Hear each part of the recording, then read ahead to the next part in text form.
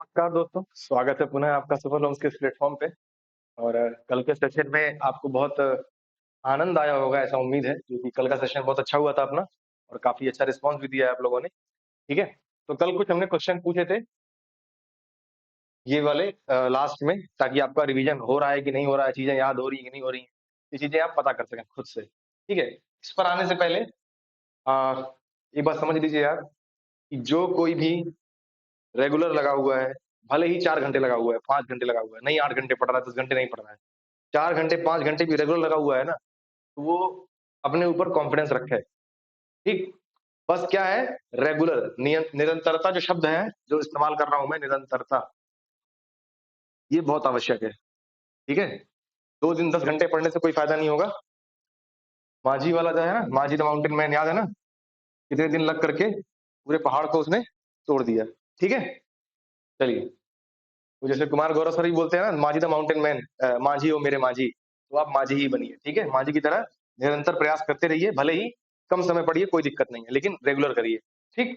चलिए, अब वापस आते हैं टॉपिक पे अपने। तो क्या हमने पढ़ा, ये क्वेश्चन पूछे थे हमने, ठीक है? तो इसका देख लीजिए आंसर क्या है। आर्टिकल 24 मैंने पूछा था, आर्टिकल 24 में क्या बोला गया है कि ये शोषण के विरुद्ध अधिकार जो है उसके बारे में है, ठीक है? इसके बाद हम अपने टॉपिक पे आएँगे, जो आज क्वेश्चन कवर करने हैं हमको, इसके बाद आएँगे उस पर, ठीक है? तो आर्टिकल 24 में क्या बोला हुआ है? आर्टिकल 24 में ये बोला है कि पहली बात तो शोषण के विरुद्ध अधिकार में आता है ये।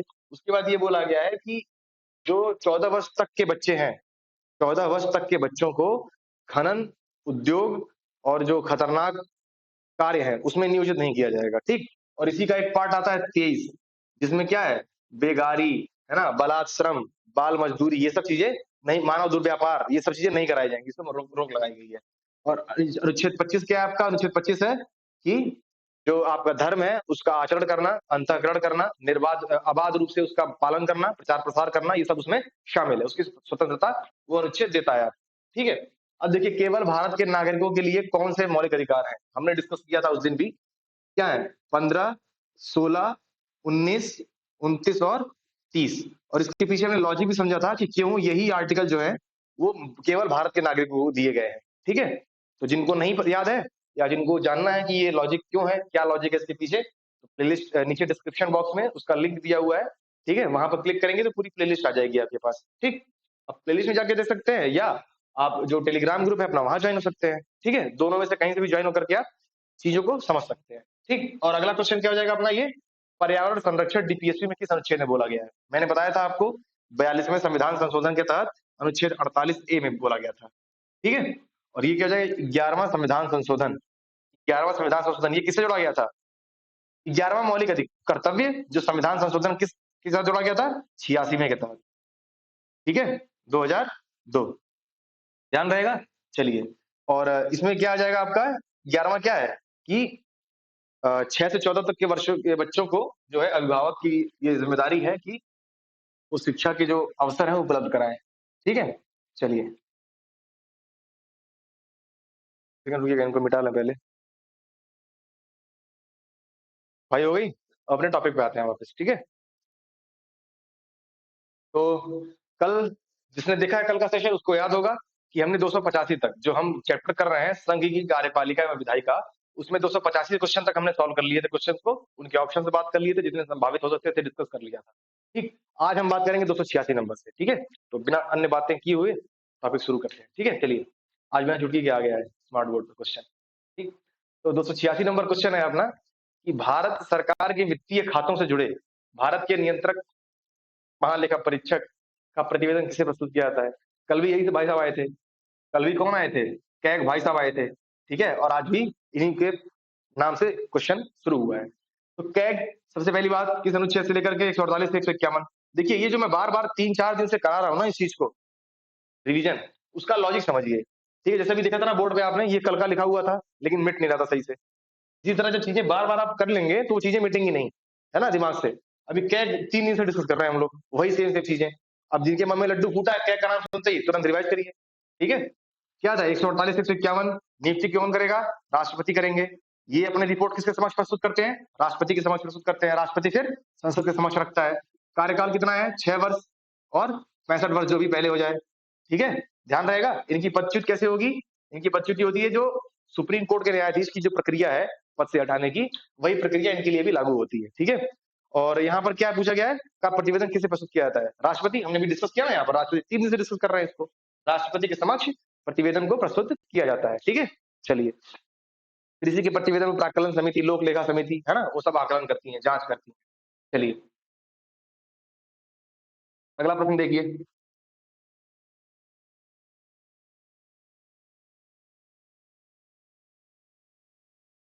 अगला देखिए, 287 नंबर, राष्ट्रपति शासन को उसकी घोषणा के कितने समय के अंदर संसद द्वारा अनुमोदित कर दिया जाना चाहिए? राष्ट्रपति शासन को उसकी घोषणा के, पहली बात, राष्ट्रपति शासन तुरंत मन में लड्डू फूटना चाहिए कि नहीं? राष्ट्रपति शासन कल भी डिस्कस किया था हमने, नाम सुनते ही मन में लड्डू फूटा? जी बिल्कुल फूटा। क्या फूटा? अनुच्छेद 356। ठीक है, जब राष्ट्रपति को यह अनुमोदित हो जाए या राज्यपाल ऐसा लिखित रूप में राष्ट्रपति को देता है कि उस राज्य में, किसी पर्टिकुलर राज्य में जो शासन है वो संविधान के अनुसार नहीं चल रहा है, ठीक है, तब क्या करेगा? राष्ट्रपति के पास पावर है कि अनुच्छेद 356 के तहत वो राष्ट्रपति शासन लगा सकता है। ठीक, चलिए, और इसमें क्या पूछा है फिर कि घोषणा के कितने समय के अंदर संसद द्वारा अनुमोदित कर दिया जाना चाहिए? देखिए, इसको जो है 2 माह के अंदर, यानी 2 महीने के अंदर इसको अनुमोदित कर दिया जाना चाहिए, और अगर यदि अनुमोदित हो जाता है तब ये क्या है, 6 माह के लिए लागू हो जाएगा। ठीक, 6 माह के लिए लागू हो जाएगा। ठीक, चलिए, और इसको हटाने के लिए, कल क्वेश्चन देखा था ना, इसको हटाने के लिए संसद के किसी विशेष अनुमोदन की आवश्यकता नहीं है, राष्ट्रपति स्वयं बैठा सकता है। चलिए, अगला देखिए, मंत्रिपरिषद बोलेगी तभी। हाँ, अगला क्वेश्चन देखिए। जल्दीबाजी नहीं मचानी है, जिस तरह से, जिस स्पीड से क्वेश्चन चल रहा है उसी स्पीड से चलिए आप। ठीक है, फटाफट फटाफट एबीसीडी आंसर देख के इसका ये, इसका ये, इसका ये कर लेंगे ना, दिमाग में रुकेगा नहीं वो चीज। हमने पहले वीडियो में बोला था, आज भी बोल रहे हैं। चलिए, राष्ट्रपति के चुनाव के संबंध में निम्नलिखित में से कौन सा सत्य है? पहला पी क्वेश्चन, पी स्टेटमेंट क्या बोल रहा है? अगर राष्ट्रपति को चयन करने वाली पीठ यानी कॉलेज में उल्लेखनीय रिक्तियां हो, मतलब मैं समझाता हूँ, पहले पूरा पढ़ लीजिए। तो राष्ट्रपति के रूप में किसी व्यक्ति के चुनाव पर सवाल उठाया जा सकता है। इसमें कहने का मतलब ये है, ये बोल रहा है कि क्या, सवाल जो पूछ रहा है कि क्या अगर राष्ट्रपति के चुनाव में कोई रिक्ति हो जाती है, निर्वाचक मंडल में से किसी की रिक्ति हो जाती है, तो क्या उसके चुनाव पर सवाल उठाया जा सकता है? ठीक है, अब इसमें रिक्ति होने क्या मतलब है? जैसे मान लीजिए सांसद, पहली बात, राष्ट्रपति आया, अनुच्छेद 52, ठीक, क्या है, राष्ट्रपति होना चाहिए। अनुच्छेद 54, निर्वाचक मंडल, ठीक है, और उसके 56 भी डिस्कस करेंगे आज हम अभी। और अनुच्छेद 61, 56 देख लीजिए आज ही, डिस्कस हो चुका है पहले भी। महाभियोग की बात की गई है, 61 में क्या है, उसकी प्रक्रिया की बात की गई है। ठीक है, चलिए, और जो आपका अनुच्छेद 71 है, 71 में क्या बोला गया है? क्षमादान की शक्ति दी गई है। ठीक, 123 अध्यादेश निकालने की शक्ति, ये सब चीजें आपको याद होनी चाहिए कंठस्थ रूप से। ठीक है, चलिए, क्षमादान का क्वेश्चन आएगा भी, हम देखेंगे क्षमादान, तो समझ में आया? अब देखिए आगे क्या बोला है। अब हाँ, रिक्तियां वाली बात, निर्वाचक मंडल में जो बात की गई है, इसमें क्या बोला गया है कि संसद के दोनों सदनों के निर्वाचित सदस्य, राज्यों की विधानसभा के दोनों सदनों के, विधानसभा के, ना कि विधान परिषद के, विधानसभा के निर्वाचित सदस्य, ठीक है, दिल्ली और पुदुचेरी के भी विधानसभा के निर्वाचित सदस्य उसमें शामिल होंगे। अब इसमें से मान लीजिए किसी की मृत्यु जाती है ना, या कोई पद रिक्त है, तो अब वो तो रिक्ति हो गई ना, क्योंकि टोटल सीट्स तो उतनी है, अब उसमें कोई निर्वाचित नहीं है या फिर हट गया है ना, तो उसमें क्या है, अगर वो पद खाली है तो उसके चुनाव पर सवाल उठाया नहीं जा सकता है। ठीक, इसलिए पहला स्टेटमेंट क्या हो जाएगा, गलत हो जाएगा। दूसरा स्टेटमेंट क्या बोलता है? राष्ट्रपति, राष्ट्रपति पद के लिए नामांकित व्यक्ति को अपना नाम मत पत्र पर दर्ज कराने के लिए 50 मतदाता प्रस्तावक के रूप में और 50 मतदाता समर्थक के रूप में चाहिए। अच्छा देखिए, अब ये अनुच्छेद 55 में बात की गई है, इसमें बोला गया है अनुच्छेद 55 में, ठीक, और उपराष्ट्रपति के लिए अनुच्छेद 69 में। ठीक है, ध्यान रहेगा, 55 में इसके लिए बोला गया, अनुच्छेद उपराष्ट्रपति के लिए यही जो, देखिए ये स्टेटमेंट सही है वैसे, जो चीज, देखिए वहां ज्यादा ऊपर चला गया ना, यहाँ देख लीजिए, यहाँ देख लीजिए 55 में जो है ये बात बोली गई है कि राष्ट्रपति पद के लिए नामांकित व्यक्ति अपना नाम मतपत्र पर दर्ज कराने के लिए 50 प्रस्तावक, मतदाता प्रस्तावक या 50 मतदाता समर्थक के रूप में होने चाहिए उसके पास। ठीक है, तो जो बात राष्ट्रपति के लिए 50 समर्थकों की बात की गई है, वही 69 आर्टिकल में उपराष्ट्रपति के लिए 20 समर्थक की बात की गई है। ठीक है, 20 समर्थक होने चाहिए, मतदाता समर्थक या मतदाता प्रस्तावक, ध्यान रहेगा दोनों चीज। चलिए, वेरी गुड। अगला क्वेश्चन देखिए, 289 नंबर, 289 नंबर सवाल क्या बोल रहा है, पढ़िए। हाँ हाँ, आप ही से बोल रहे हैं, पढ़िए। निम्नलिखित में से राष्ट्रपति की कौन सी न्यायिक शक्ति उसकी परिभाषा से मेल नहीं खाती। ठीक है? देखिए, अब देखिए यहाँ पर समझिएगा क्यों बोल रहा हूँ मैं। यहाँ पर हम लोग हिंदी में भी देखेंगे और इंग्लिश में शब्द देखेंगे। क्यों? यहाँ पर देखिए शब्दों का जो इस्तेमाल है ना हिंदी में, वो कई बार अलग-अलग कर देता है, लेकिन इंग्लिश में तो वही रहेगा। बाई चांस अगर इंग्लिश में ट्रांसलेशन दिया हुआ है उसका साइड में, तो वहाँ से देखिए चीज़ों को आप कन्फर्म कर सकते हैं। ठीक? अब राष्ट्रपति की न्यायिक शक्ति की बात आई, तुरंत क्या आ जाता है? अनुच्छेद 71 याद आना चाहिए आपको। ठीक? अब देखिए, संसद के देखिए 3 प्रकार का है इसका। न्यायिक शक्ति 3 प्रकार की क्या? संसद द्वारा किसी विधि के द्वारा अगर किसी को सजा मिल रही है, तो उसके बारे में जो न्यायिक शक्ति है इसके पास क्षमादान की, ठीक है? और जो सैन्य मामले हैं, सैन्य कोर्ट का जो है, उसके बारे में भी है ना? और प्लस अगर किसी का सीधे कोर्ट मार्शल ही कर दिया जाता है, तो उसके मामले में भी राष्ट्रपति के पास क्षमादान की शक्ति है। ठीक? और तीसरा जो क्या है, वो मृत्युदंड। मृत्युदंड के मामले में भी जो है, राष्ट्रपति के पास क्षमादान की शक्ति है। अब इसमें देखिए राज्यपाल रिलेट करना है यहाँ पर हमें। क्या करना है? राज्यपाल को भी जोड़ना है यहाँ पर। क्या? राज्यपाल के पास राज्यपाल के पास केवल इसका पहला वाला पार्ट है। ना तो राज्यपाल कोर्ट मार्शल वाला कर सकता है, ठीक है? ना ही जो है मतलब कि सैन्य वाला, सैन्य कोर्ट का जो भी डिसीजन है उसको बदलाव कर सकता है, और ना ही मृत्युदंड वाला। तो क्वेश्चन हमेशा यही बनता है। अगर क्षमादान की शक्ति से राष्ट्रपति राज्यपाल से बन रहा है सवाल, तो पहली बात तो एक ऐसा क्वेश्चन आ जाएगा कि क्षमादान इसका क्या मतलब है, उसका मतलब पूछ लेगा। और दूसरा सवाल ऐसा बन सकता है कि राज्यपाल के पास क्या मृत्युदंड को क्षमा करने की शक्ति है? क्या राज्यपाल के पास कोर्ट मार्शल को कम कर मतलब कि समाप्त करने उसमें क्षमादान की शक्ति है, या सैन्य मामले में जो निर्णय आ रहे हैं, सैन्य कोर्ट के मामले में जो निर्णय आ रहे हैं, उस पर क्षमादान करने की शक्ति है? तो नहीं है। ठीक? चलिए, अब देखते हैं इसका मतलब देखिए क्या होता है, कितने प्रकार के होते हैं क्षमादान की शक्ति। पहले हम समझ लेते हैं फिर क्वेश्चन पे आएँगे। ठीक है? चलिए, अब यहाँ पर आपको काम क्या होना चाहिए? यहाँ पर आपका काम होना चाहिए कि नोट कर लें आप तुरंत। जितने हम बात करने वाले हैं उतने सारे नोट कर लें आप। ठीक है? देखिए, पहला क्या है? क्षमादान। क्षमा है पहला। क्या है? क्षमा। इसको इंग्लिश में बोलते हैं पार्डन। जो हॉलीवुड मूवी देखते हैं उनको उन्होंने देखा होगा, जैसे राजाओं किसी राजा-वाजा वाली मूवी होती थी, उसमें क्या बोलते थे? माय लॉर्ड पार्डन ऐसे झुक के बोलते थे ना, तो वहाँ से शब्द सीखिए, ठीक है? तो क्षमा का क्या मतलब है? पार्डन इंग्लिश में मतलब है इसका क्या है? किसी सज़ा को पूर्णतः वो कर देना, पूर्णतः समाप्त कर देना सज़ा को, ठीक है? पार्डन का मतलब ये होता है। इसके बाद क्या हो जाएगा? प्रविलंबन, प्रविलंबन, दिख रहा है ना आपको? अच्छा रुकिए थोड़ी देर के लिए इसको हटा देते हैं क्वेश्चन को, फिर देखिए आप हाँ, प्रविलंबन अब दिख रहा होगा। प्रविलंबन, इसमें क्या बोलते हैं? रिप्राइव। इंग्लिश में क्या बोलते हैं इसको? रिप्राइव, ठीक है? इसमें क्या होता है कि जैसे देखिए सजा की सुनवाई के लिए जो सजा है, सजा की सुनवाई के लिए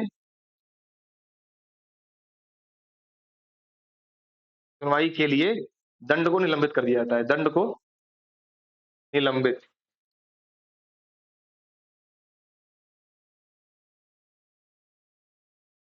ठीक है?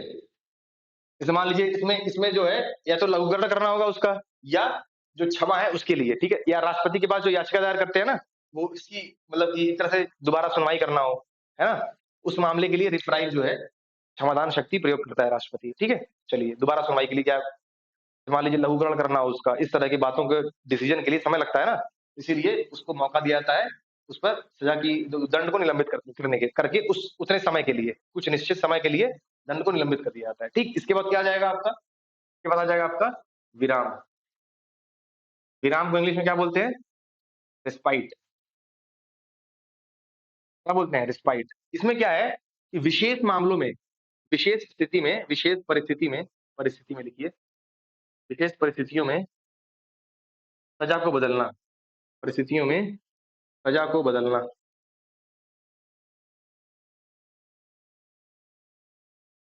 सजा को बदलना। जैसे विशेष परिस्थितियाँ क्या हो जाएँगी मतलब जैसे मान लीजिए किसी को कैंसर हो गया, साल 2 साल बचे हैं बेचारे के, है ना? कोई गर्भावस्था में है, ठीक है?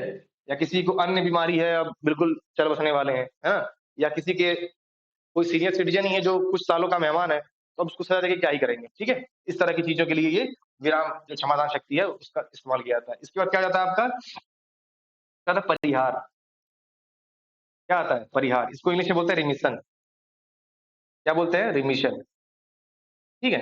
अब इसमें क्या होता है? इसमें क्या है जो सज़ा है उसकी अवधि को कम किया जाता है। क्या किया जाता है? सज़ा की अवधि को कम किया जाता है। सज़ा की अवधि को कम। नोट कर रहे हैं ना भाई साहब? ए, बैठ जाइए। कॉपी कॉपी पेन लेके बैठ जाइए। हाँ, आप ही से कह रहे हैं। पेन भी उठा लीजिए, पेन लिख लीजिए, थोड़ा कष्ट देकर के लिख लीजिए।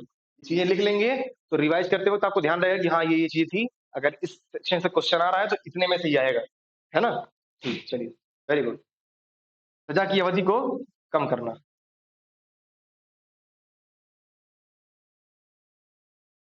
सजा की अवधि को कम करना, ठीक है। अब यहाँ देखिए, सजा की अवधि लिखा है मैंने, क्या लिखा है? अवधि। ध्यान दीजिएगा इस चीज को। अब देखिए क्यों ध्यान दे रहा है, अगला वाला टॉपिक के लिए, अगला वाले पॉइंट के लिए। क्या अगला क्या है? लघुकरण। क्या है? लघुकरण। थोड़ा ये रिफ्लेक्शन आ रहा है इसमें, कोई बात नहीं, चलिए। इसका क्या है? कम्यूटेशन। कम्यूटेशन इंग्लिश में बोलते हैं इसको। इसमें क्या है? सजा की प्रकृति बदल दी जाती है। सजा की प्रकृति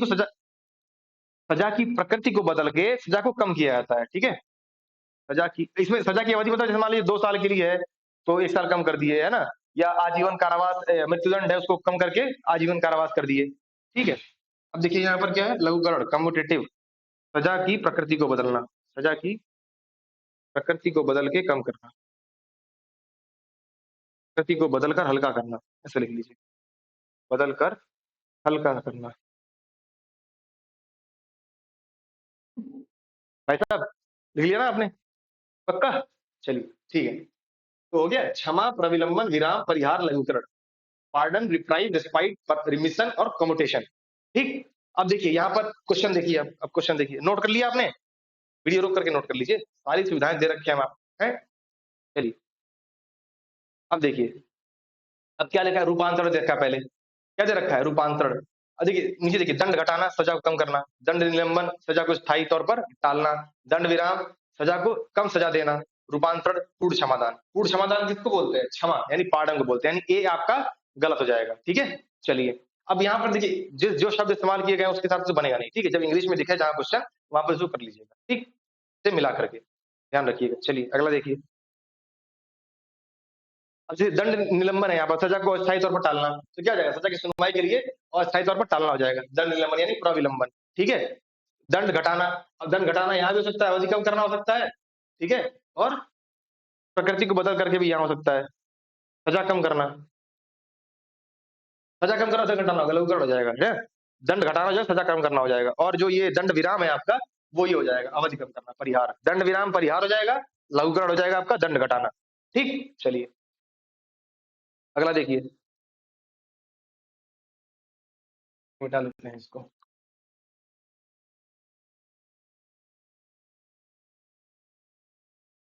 मिटाते वक्त आप, अगला क्वेश्चन दिख रहा होगा आपको। केंद्र में संघ कार्यपालिका में कौन कौन होता है? संघ कार्यपालिका में कौन कौन शामिल होता है? पहली बात देखिए, राष्ट्रपति, उपराष्ट्रपति और प्रधानमंत्री कौन कौन होते हैं? राष्ट्रपति, क्योंकि कार्यपालिका की बात की जाए ना कि विधायिका। लोकसभा अध्यक्ष किसमें आ जाएंगे? विधायिका में आ जाएंगे, ठीक है। राष्ट्रपति, उपराष्ट्रपति और प्रधानमंत्री, प्रधानमंत्री के साथ उसका मंत्रिपरिषद भी आ जाएगा, प्रधानमंत्री।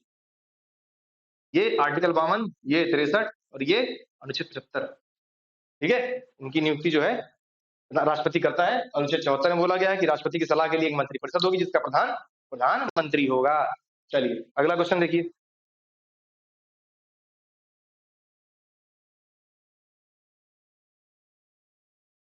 अब देखिए, हाँ, सॉरी इसके लिए। तो फिर 91 नंबर, स्वयं इस्तीफा देने के अलावा इनमें से किन पद्धतियों के द्वारा किसी राज्य के राज्यपाल को उनके पद से हटाया जा सकता है? राष्ट्रपति द्वारा पदच्युत, लोकसभा द्वारा महाभियोग, विधानसभा द्वारा महाभियोग। ऐसा कुछ नहीं है, लोकसभा महाभियोग लग सकती है, विधानसभा महाभियोग लग सकती है, ठीक है। राज्यपाल जो है, राज्यपाल भाई साहब ये राष्ट्रपति के प्रसाद पर्यंत पद धारण करते हैं, ठीक है। राष्ट्रपति के प्रसाद पर्यंत पद धारण करते हैं ये। राष्ट्रपति चाहे इनको हटा सकता है, चाहे तो नियुक्त कर सकता है, चाहे तो इनको 2 राज्य का राज्यपाल बना सकता है, चाहे तो स्थानांतरित करके किसी और राज्य का राज्यपाल बना सकता है, ठीक। राष्ट्रपति का सत्ता मतलब उसका इंक्लूड है कि मंत्रिपरिषद के सलाह पर, ठीक। चलिए अगला क्वेश्चन देखिए, अगला क्वेश्चन देखिए, 292 नंबर। 1983 में स्थापित कौन सा समिति के राजपत्र का देश में राज्य और केंद्र सरकारों के बीच संबंध और अधिकारों के संतुलन को जांचना था, उद्देश्य है। और भारत के संविधान के ढांचे के भीतर परिवर्तन का सुझाव देना था।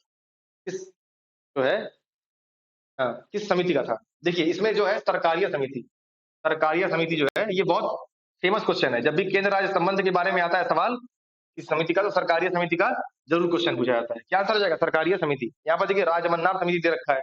राजमन्नार समिति जो है आपकी जो, ये देखिए पहली बात क्या है कि सरकारीय जो समिति है, ये केंद्र व राज्य के बीच जो है शक्ति संतुलन के बारे में गठित शक्ति संतुलन में बारे में सुझाव देने के लिए गठित की गई थी। शक्ति संतुलन, ठीक है, कैसे किया जाए राष्ट्रपति राज्य और केंद्र के बीच में, ठीक है, ये हो गया।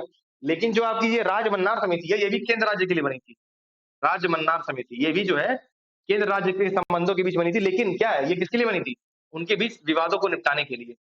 किस तरह से विवादों को निपटाया जाए, विवादों के निपटारे के लिए उद्देश्य इसका मेन था। निपटारे के लिए, निपटारा टारे के लिए इसका उद्देश्य से उसी उद्देश्य से बनाई गई थी। और सरकारी आयोग शक्ति संतुलन, केंद्र और राज्य के बीच शक्ति संतुलन किस तरह से किया जा सकता है, उसके उद्देश्य से सरकारी और राजमन्नार विवादों के निपटारे के लिए, ठीक है, केंद्र राज्य के बीच में। यहाँ पर एक दे रखा है मल्होत्रा समिति। मल्होत्रा जो समिति आपका ये बीमा में जो है सुधार के लिए, बीमा क्षेत्र के लिए बनाई गई थी, ठीक है। और जो नरसिम्हन है ये वित्तीय क्षेत्र में सुधार के लिए गठित की गई थी, ठीक है। वित्तीय यानी बैंकिंग क्षेत्र में सुधार के लिए गठित की गई थी नरसिम्हन। मल्होत्रा जो है वो बीमा क्षेत्र में सुधार के लिए, राजमन्नार केंद्र और राज्य के बीच जो विवाद हैं उनमें उनको सुधारने के प्रयास के लिए जो है कदम ढूंढने के लिए, उपाय ढूंढने के लिए बनाई गई थी। सरकारिया जो है केंद्र राज्य संबंधों के बीच जो शक्ति संतुलन को स्थापित करने का या फिर उसके लिए क्या उपाय हो सकते हैं उनको, उसकी मतलब समाधान खोजने के लिए जो है गठित की गई थी, ठीक है। अगला देखिए 93 नंबर, 30 नवंबर 2017 को भारत के नियंत्रक एवं महालेखा परीक्षक कौन थे?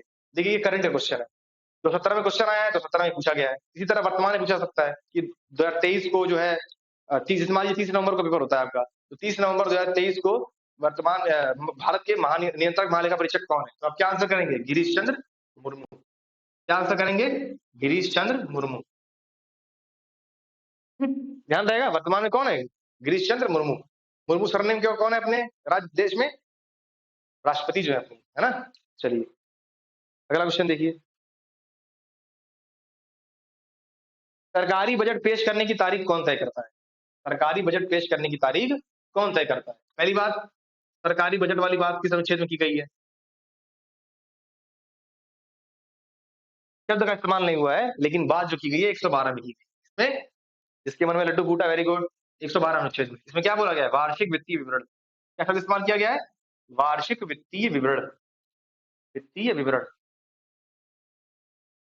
ठीक है। चलिए, तो कौन अनुमति तारीख कौन क्या करता है? राष्ट्रपति तय करते हैं तारीख। कौन करता है? राष्ट्रपति उसकी तारीख तय करते हैं, ठीक। अगला क्वेश्चन देखिए, भारत सरकार, अगला जो प्रश्न है आपका वो कह रहा है भारत सरकार के राजस्व और व्यय के लेखा परीक्षा के लिए भारत की संसद द्वारा गठित संसद के चयनित सदस्यों की एक समिति है। देखिए पहली बात क्या बोल दिया आपने? भारत के राजस्व और व्यय के लिए लेखा परीक्षा, क्या बोला आपने? लेखा परीक्षा, ठीक है। भारत की संसद द्वारा गठित एक संसद के चयनित सदस्य, यहाँ पर सीएजी नहीं होगा। क्यों? लेखा परीक्षा के लिए सीएजी नहीं होगा, क्यों? वो संसद का सदस्य नहीं होता है, ठीक है। यहाँ पर क्या बोला गया है? संसद के चयनित सदस्यों की एक समिति है, वो क्या हो जाएगा? लोक लेखा समिति। क्या हो जाएगी? लोक लेखा समिति। आप तुरंत बताएंगे जिनके मन में लड्डू फूटा है। अच्छा डीजे ब्रावो बोल रहे हैं क्या? सदस्य कितने होते हैं? कुछ बोल पाए कुछ नहीं बोल पाए। 22 होते हैं। राज्यसभा में कितने होते हैं? लोकसभा कितने होते हैं? लोकसभा के 15 होते हैं, राज्यसभा के 7 होते हैं। इसके मन में लड्डू फूटा कि नहीं फूटा, भाई साहब विचार करिए अपने ऊपर थोड़ा, है ना। कल या परसों हम डिस्कस कर चुके हैं इसको ऑलरेडी, ठीक है। इसका कार्यकाल 1 साल के लिए होता है, ध्यान रहेगा। चलिए अगला सवाल देखिए, निम्न में से कौन सा कटौती प्रस्ताव का एक प्रकार नहीं है जिसे संसद में प्रस्तावित किया जा सकता है? देखिए कटौती प्रस्ताव 2 प्रकार के होते हैं। कटौती प्रस्ताव जो है 2 प्रकार के होते हैं। एक जो होता है नीतिगत होता है ना, और एक जो होता है टोकन होता है, टोकन प्रस्ताव। ठीक, जो नीतिगत होती है वो पूरी पूरी नीति के खिलाफ लाई जाती है, पूरी नीति के खिलाफ। ये दिख रहा है आपको? देखो तो ये इंक डालना है, चलिए इससे लिख लेते हैं। नीति के खिलाफ लाई जाती है, पूरी नीति के खिलाफ, ठीक है। और इसका उद्देश्य क्या होता है? इसमें क्या ये किया जाता है कि जो पूरा आवंटन होता है, धन के आवंटन को दिख रहा है, धन के आवंटन को यहाँ लिखिए, धन के आवंटन को घटा करके, धन के आवंटन को घटा करके 1 रुपए करने का प्रस्ताव किया जाता है ना? 1 रुपए करने का प्रस्ताव दिया जाता है इसमें, जो नीतिगत प्रस्ताव है। क्या है ये? पूरी नीति के खिलाफ लाई जाती है। और जो आपका टोकन प्रस्ताव है, वो उस नीति के, यहाँ देखिए, नीति के किसी कुछ भाग के विरोध में, नीति के कुछ भाग के विरोध में लाया जाता है इसको, कुछ भाग के विरोध में। ठीक है? और इसमें क्या किया जाता है? इसमें बोला जाता है कि कुल जो आवंटन है उस भाग के लिए, कुल आवंटन का उस भाग के लिए, उस भाग के कुल आवंटन में से 100 रुपया कम करने के लिए बोला जाता है। 100 रुपए कम करने का प्रस्ताव, करने का प्रस्ताव। ठीक है? ध्यान रहेगा?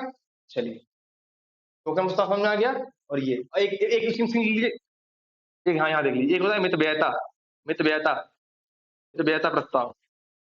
इसमें क्या होता है कि नीति में जो धन का आवंटन है ना, पॉलिसी में जो धन का आवंटन है, उसमें क्या होता है कि किसी एक्स अमाउंट का अगर है, तो उसको घटा करके वाई अमाउंट कर दिया जाए। ठीक है? इसमें ये होता है कि जो एक्स अमाउंट अलॉटेड है उसके लिए, उसको हटा करके वाई अमाउंट कर दिया। मान लीजिए कि 500 रुपए है, तो घटा के 300 रुपए कर दिया जाए, है ना? यहाँ करोड़ में बात होती है, लेकिन मैं एग्जाम्पल दे रहा हूँ।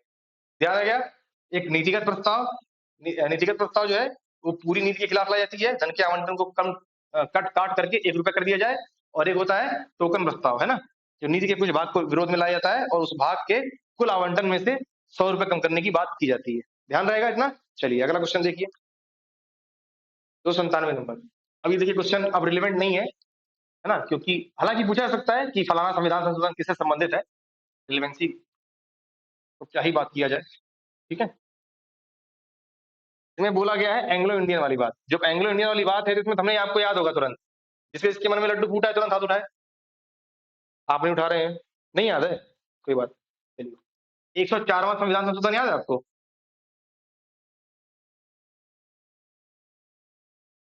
दो हजार 19।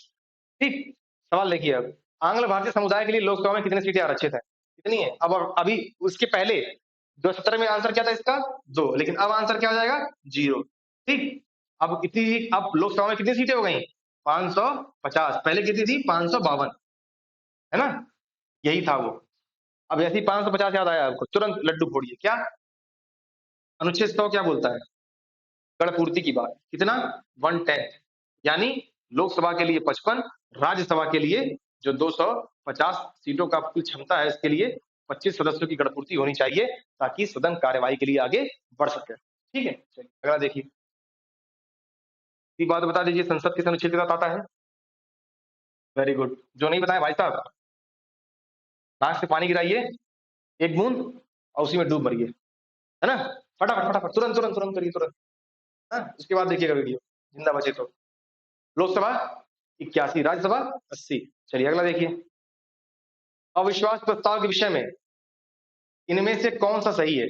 पहला स्टेटमेंट जो है, यह केवल लोकसभा में लाया सकता है, बिल्कुल सही बात। दूसरा स्टेटमेंट, यह केवल मंत्रिपरिषद के खिलाफ लाया सकता है, किसी एक मंत्री के खिलाफ नहीं। दोनों स्टेटमेंट सही है इसमें, पी और क्यू दोनों सही है। क्यों? देखिए, पहली बात तो अविश्वास प्रस्ताव की संविधान में बात है क्या? अविश्वास प्रस्ताव के बारे में संविधान में उल्लेख किया गया है? नहीं किया गया है। ठीक है? ये भारत की देन है, ये प्रस्ताव। ठीक, केवल लोकसभा के, केवल लोकसभा में, केवल लोकसभा में लाया जा सकता है। ठीक, किसी एक मंत्री के खिलाफ नहीं, पूरी मंत्रिपरिषद के खिलाफ लाया जाता है। और अगर ये पास नहीं हुआ, पास नहीं हुआ, तो क्या है? मंत्रिपरिषद को त्याग पत्र देना पड़ता है। मंत्रिपरिषद त्याग पत्र देती है। ठीक है? चलिए ध्यान रहेगा, वेरी गुड। हाँ, इसमें 50 उसका भी समर्थक की जरूरत होती है, प्रस्ताव लाने के लिए 50 जो सदस्य हैं उनके समर्थक की आवश्यकता होती है। चलिए अगला देखिए,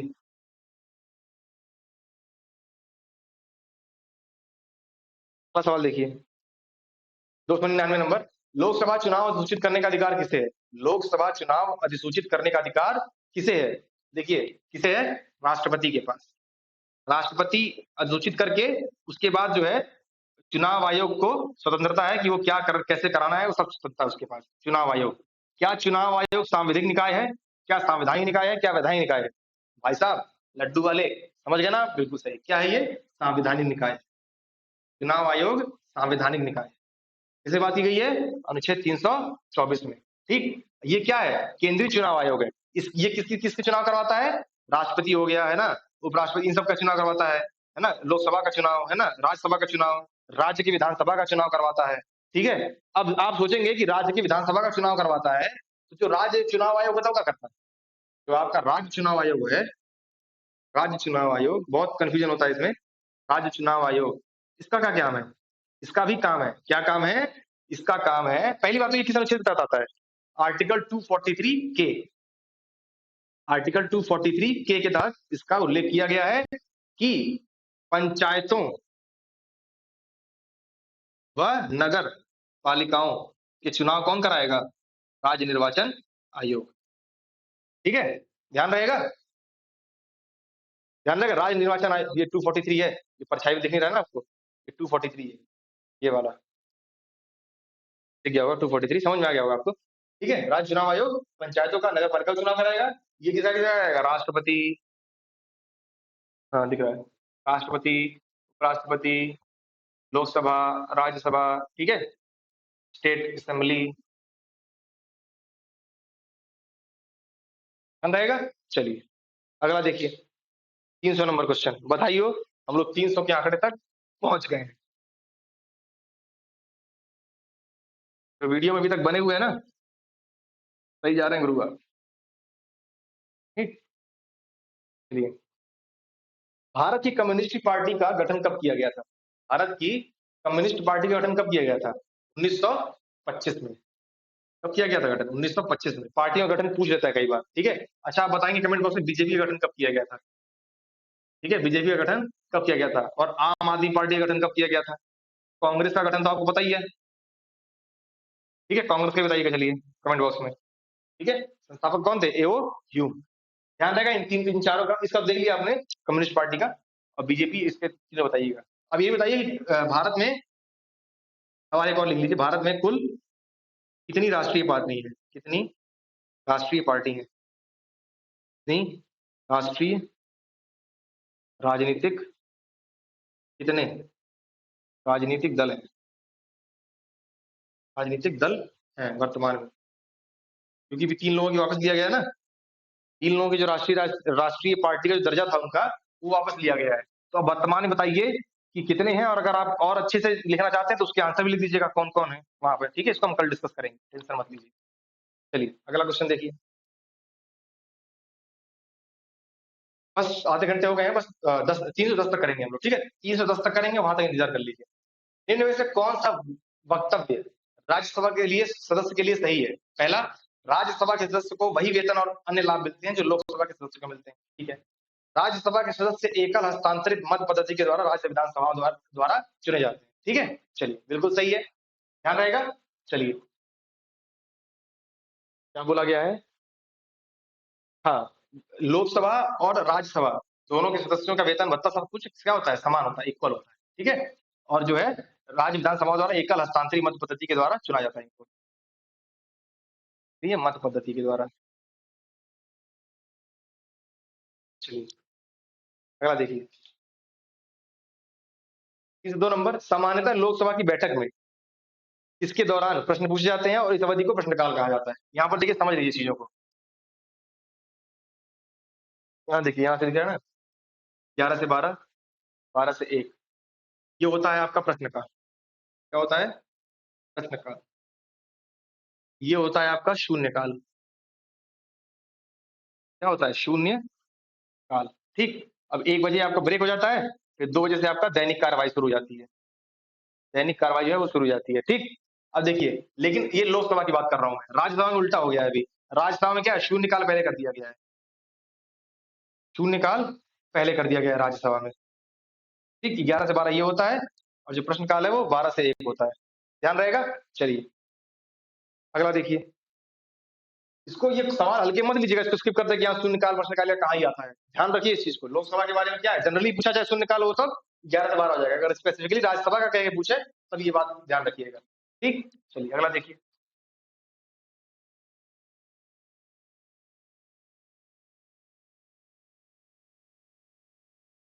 अनुसूचित जनजातियों के लिए लोकसभा में कितनी सीटें आरक्षित हैं? कितनी है? 47। ये बस याद रखना है आपको। ये एसटी समुदाय के लिए जो है 47 सीटें लोकसभा में आरक्षित है और एससी के लिए 84 सीटें। कितनी? 84 सीटें। अनुच्छेद 330 जाके दोबारा पढ़िए। ठीक है? एससी के लिए 84 सीटें लोकसभा में, एसटी समुदाय के लिए 47 सीटें लोकसभा में आरक्षित हैं। ध्यान रहेगा? चलिए, अगला क्वेश्चन देखिए। वही सवाल, लोकसभा में कितनी सीटें अनुसूचित जाति के लिए आरक्षित हैं? 84 अभी हमने बात कर ली ना? चलिए, अगला क्वेश्चन देखिए। सदन के अधिकार, सदन के अधिकार और विशेषाधिकार उसकी समितियों और सदस्यों के अभिरक्षक हैं। किसके? पीठासीन अधिकारी, पीठासीन अधिकारी, पीठासीन अधिकारी इन द सेंस लोकसभा के लिए अधिकारी, लोकसभा के लिए स्पीकर और राज्यसभा के लिए सभापति। ठीक है, ध्यान रहेगा। चलिए, अगला देखिए। निम्नलिखित नियुक्तियों में से कौन सी भारत के राष्ट्रपति द्वारा नहीं की जाती है? जो लोकसभा के अध्यक्ष है ना आपके, उनकी नियुक्ति उसके सदस्यों के द्वारा ही की जाती है। उसका जो चयन होता है ना, उसके सदस्यों द्वारा ही की जाती है, उसकी नियुक्ति राष्ट्रपति नहीं करते हैं। बाकी जो राज्यों के राज्यपाल हैं, संघ लोक सेवा आयोग के अध्यक्ष हैं, कैबिनेट सचिव हैं, ये सब क्या है? राष्ट्रपति के द्वारा नियुक्त होते हैं। ठीक, चलिए अगला देखिए। प्रधानमंत्री सहित मंत्रिमंडल के मंत्रियों की कुल संख्या लोकसभा के सदस्यों की कुल संख्या के कितने % से अधिक नहीं हो सकती? देखिए, 91वां संविधान संशोधन 2005 में बोला गया था कि कुल संख्या के 15% ही मंत्रिपरिषद में शामिल होंगे। एक्चुअली राजनाथ सिंह के समय में जो है सब लोग मंत्री बन जा रहे थे। ठीक, फलाना वो मंत्री तो उसके सब मंत्री, ये मंत्री, वो मंत्री, कई सारे मंत्री बन जा रहे थे। ठीक, इसी समय वो सब ये लाया गया था प्रावधान। ठीक है, 91वें संविधान संशोधन के तहत क्या कर दिया गया? कुल संख्या के जो है सीटों के 15% जो है वो मंत्रिपरिषद में से शामिल हो सकते हैं। ध्यान रहेगा। चलिए, अगला क्वेश्चन देखिए। संवैधानिक संशोधन वाले में ये भी संशोधन जोड़ लीजिएगा लिस्ट में। अगला देखिए। एक सतर्कता के दृष्टिकोण से सरकारी संगठन के निर्माण, सरकारी संगठन, यहाँ पर शब्द क्या है? सरकारी संगठन, इसको याद रखिएगा, ये इंपॉर्टेंट सवाल है, इंपॉर्टेंट वर्ड है इस क्वेश्चन में। सरकारी संगठन के निर्माण कार्यों की तकनीकी रेखा परीक्षा के लिए कार्य को सौंपा गया है किसको? अब यहाँ देखिए, आप तो क्या बोलेंगे?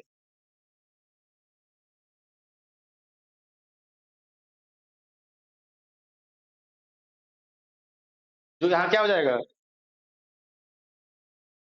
ये क्या है आपके? पीएसयूज क्या है? पीएसयूज। अगर ये औद्योगिक है तो पीएसयूज हो जाएंगे, बाकी जो अन्य जो है समिति संगठन जो है उसका कौन करता है? ठीक है, ध्यान देंगे चीजें आपको। कौन करता है? कैग। अब तुरंत 148। चलिए ठीक है, अब बहुत बार हो गया है ना। अगला क्वेश्चन देखिए, टाइम ज्यादा हो रहा है अब। अगला क्वेश्चन देखिए, 309 नंबर। लोकपाल एक संस्कृत शब्द है जिसका अर्थ क्या होता है? जिसका अर्थ लोगों की देखभाल करने वाला। कौन क्या होता है? लोगों की देखभाल करने वाला। अच्छा, एक क्वेश्चन बताइए, लोकपाल जो है सबसे पहले किस देश में आया था? किस देश में शुरू हुआ था? किसमें हुआ था? स्वीडन में। इसमें स्वीडन में शुरू हुआ सबसे पहले। ठीक है, चलिए अगला क्वेश्चन देखिए। लास्ट क्वेश्चन ऑफ आज के सेशन का, समय बहुत ज्यादा हो गया है ना। अगला क्वेश्चन देखिए। निम्नलिखित में से कौन सा मामला भारत के नियंत्रक और महालेखा परीक्षक की जांच पड़ताल की वजह से विवादों में नहीं आया है? देखिए, कोयला खान आवंटन आया है, ठीक है, बोफोर्स तोप मामला भी आया है, 2G स्पेक्ट्रम मामला भी आया है। इसमें क्या आंसर हो जाएगा आपका? सत्यम। सत्यम जो कंप्यूटर्स मामला है, सत्यम कंप्यूटर्स मामला, कंप्यूटर्स मामला, ये जो है कैग के माध्यम से नहीं उल्लिखित हुआ है। ठीक है, चलिए अभी कैग के मामले में एक और चल रहा है, आयुष्मान भारत स्कैम जो चल रहा है, उसमें क्या है कि एक मोबाइल नंबर से जो है कम से कम 7.43 लाख जो है अकाउंट जुड़े हुए हैं। ठीक है, तो ये भी स्कैम का खुलासा कैग ने ही रिपोर्ट दिया है इस चीज का। चलिए अगला सवाल देखिए। अगला सवाल क्या, इतना ही रहेगा आपके सेशन में, और उम्मीद है कि आपको कुछ ना कुछ सीखने को मिला होगा। और चीजों को रेगुलर देखिए, क्लासेस डेली मिलेंगी आपको, इतना वादा है हमारा। ठीक है, जब तक तकनीकी समस्या ना हो तब तक रेगुलर क्लास मिलेगी, भले ही समय मतलब कि इस समय मिले, रात में मिले आपको, लेकिन कोई दिक्कत नहीं है, आपको रेगुलर क्लास मिलेगी। निरंतरता अगर हमारी तरफ से आ रही है तो आप भी निरंतरता करिए, रखिए, है ना। प्रैक्टिस करते रहिए, चीजों को सीखते रहिए और फीडबैक देते रहिए कमेंट बॉक्स में। ठीक है, मिलते हैं next video. Thank you so much.